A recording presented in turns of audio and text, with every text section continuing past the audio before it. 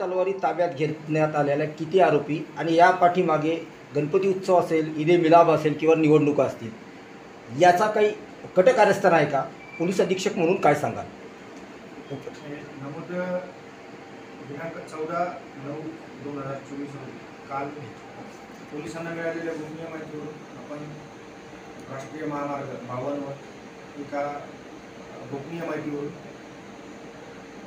जी कारवाई केली त्यात आपल्याला 18 तलवारी ह्या एका इस्माकडून मिळालेल्या आहेत आणि संबंधित व्यक्तीला आपण ताब्यात घेतलेले आहे. आणि ह्याच्या मागचा हेतू काय होता किंवा त्याबाबत काय आहे याबाबतचा आमचा पुढील तपास सुरू आहे.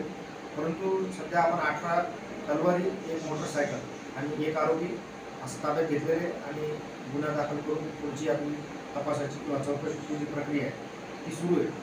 संबंधित कारवाई ही माननीय पोलीस अधीक्षक श्री बारगळ साहेब, माननीय अप्पर पोलीस अधीक्षक श्री सचिन पाडकर साहेब आणि पोलीस स्टेशन गेवराईचे पी.आय. श्री बांगर, API लंके आणि API जंजाळ यांनी आणि त्यांच्या टीमनं पार पाडलेली आणि या संबंधित घटनेचा पुढील तपास सुरू आहे. या कारवाईमध्ये आणखीन काही आरोपी असण्याची शक्यता आहे का? आता सध्या नेमकीच गुन्ह्याच्या तपासात सुरुवात झाली, त्यामुळे आम्ही पुढच्या बाबतीत सध्या काही बोलू इच्छित नाही. हे तलवारी नेमके कुठून आले असं तुम्हाला वाटतं? सध्या प्राथमिक चौकशीवर तपास आहे. या बाबतीत जशी माहिती मिळेल त्या हिशोबाने आम्ही आम्हाला आपल्या पुढील माहिती कळवू. सर, आरोपीचं नाव सांगा.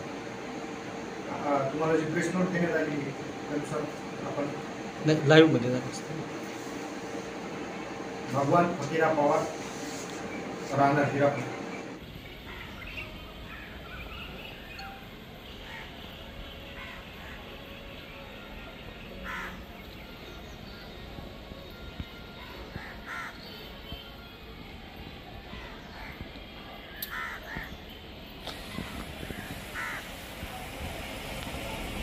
एक मिनिट.